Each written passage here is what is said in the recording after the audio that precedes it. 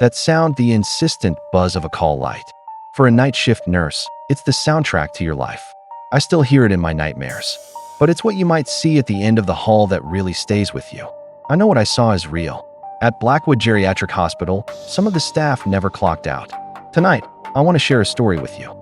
The following account is a work of fiction, a compilation of the whispers and legends that echo through the long-term care facilities and old hospitals that dot the country. While the hospital and the characters are imagined, the feeling of walking a dark, quiet hallway on the night shift, that's very real. We're calling this place Blackwood Geriatric Hospital. And for the nurses who work there, the dead were still on duty.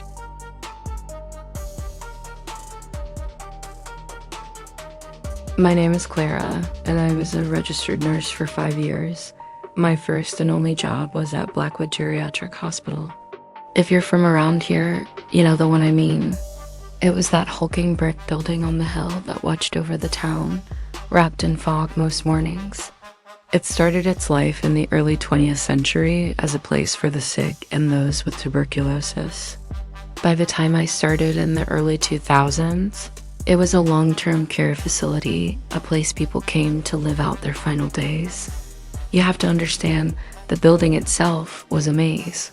New wings were just grafted onto old ones over 100 years, creating these confusing, winding corridors. Some parts were modern and sterile, but others still had the original tile from the 1930s, worn down by a century of footsteps. The night shift was when you really felt the building's age. The quiet wasn't peaceful. It was heavy.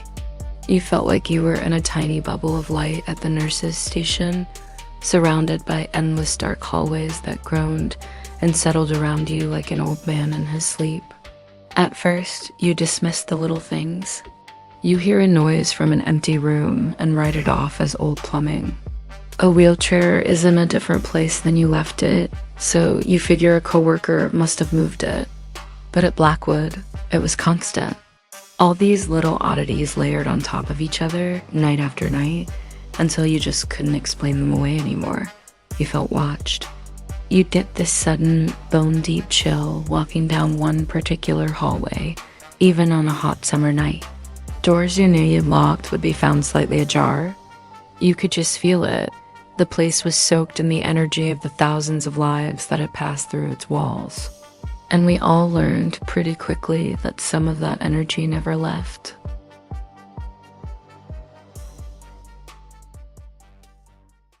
My first experience that I just couldn't rationalize happened about 6 months in. I was working in the old West Wing, a section of a hospital that was waiting for renovation, but still had about a dozen patients. It was the most isolated part of the building, and on nights, it was just a skeleton crew. An E and a single nursing assistant, or CNA. Among the staff, there was this legend of the Matron. The story goes that back in the 1940s, the head nurse of that ward was this incredibly stern, no-nonsense woman who had a fatal heart attack right in the middle of her shift. They say she never really left.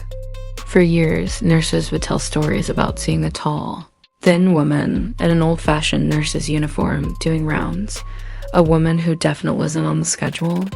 So one night, around 3 a.m., it was dead quiet. My CNA was on her break, and I was at the nurse's station catching up on charts. And that's when I saw her. Down at the far end of the hall, a figure just stepped out of the shadows. She was tall, wearing a crisp, white, old-style dress and cap. It wasn't even like she was walking. She just glided, her feet making absolutely no sound on the floor.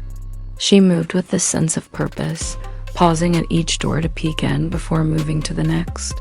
My heart was pounding in my chest. I couldn't move.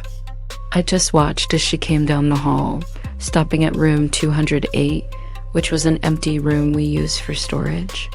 That door was always locked. She didn't even try the handle. She just passed right through it. I must have sat there for 10 minutes, just frozen. When my CNA got back, she found me pale and shaking. I asked her if she saw anyone come down the hall. She just looked at me with these wide eyes and said, "You saw the matron, didn't you?"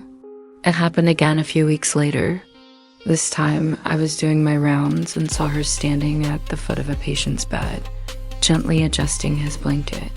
The air in the room was ice cold. She looked up, and for a split second, I thought she saw me, but her gaze went right through me. And then she just faded, dissolving into the dark until she was gone. After that, I just kind of accepted it. Whenever I saw a flicker of movement or felt that sudden drop in temperature, I tell myself the matron was just doing her rounds.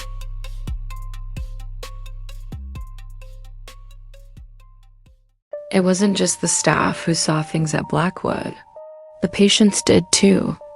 Sometimes, in the days leading up to their passing, patients see things, often visions of loved ones who have already passed, seemingly there to help them cross over. But at Blackwood, these visions sometimes felt much darker. We had a patient, Mr. Hayes, in room 312.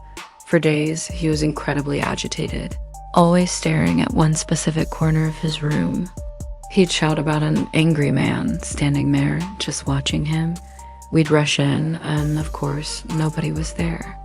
We'd try to calm him, but he'd grab our arms with this surprising strength, his eyes wild with terror, and whisper, "Can't you see him? He's so angry." The day he passed, he was quiet. He just stared at that corner, with tears rolling down his face, until he finally took his last breath. We always left the lights on in that room after that. Not all of them were scary, though. I remember a woman named Eleanor. Her dementia had stolen her voice for almost a year. Then one afternoon, she looked right past me toward the door and said, clear as day, "Okay, I'll see you tomorrow. I love you."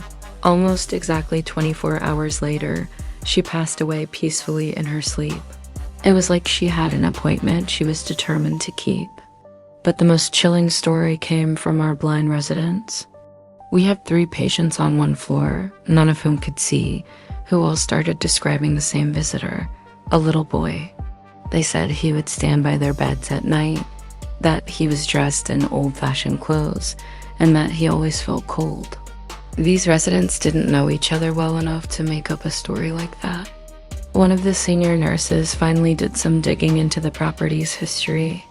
She found out the hospital was built on land that used to be a children's playground back in the 1930s, and that a young boy had died there in a tragic accident. They were seeing someone they had no possible way of knowing had ever existed.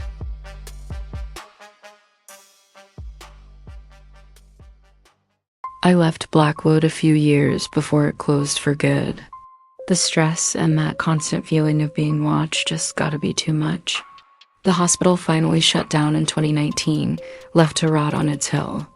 For years, I just had my stories, memories that felt more like bad dreams.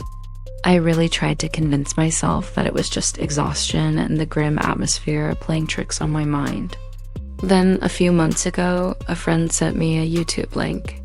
The title read, "Overnight in Haunted Blackwood Hospital." My blood ran cold. Some urban explorer had broken into the abandoned hospital.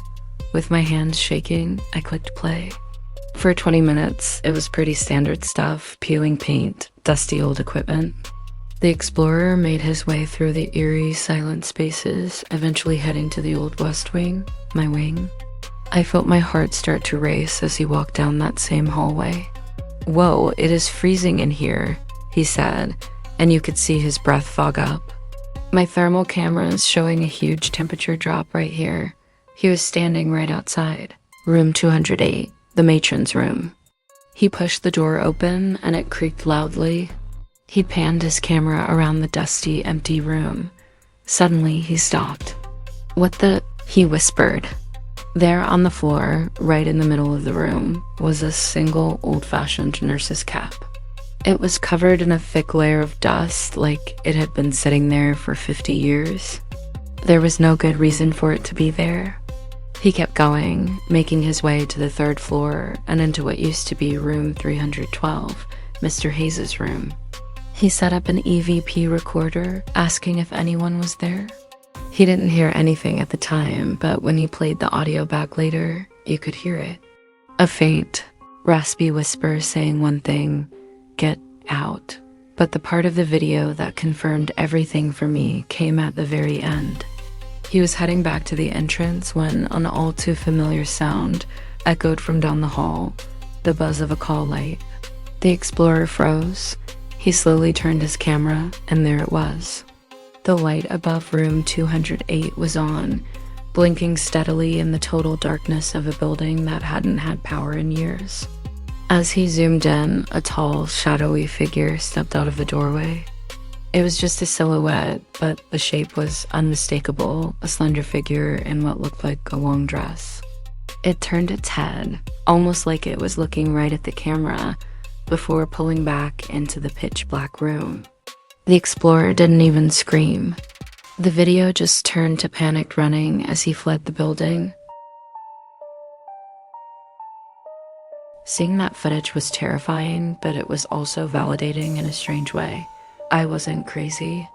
The things I saw, the things we all felt during those long nights, they were real. Blackwood Geriatric Hospital isn't just an empty building. It's a place where the past is still very much present. The spirits there are still walking the halls, still answering call lights, still waiting. They're still on duty, and I don't think they're ever going to clock out. So, what do you think? Have you ever had an experience you couldn't explain while working a night shift or in a place with a long history? Let me know your own stories in the comments below. And if you enjoyed this story, be sure to like and subscribe for more creepy content.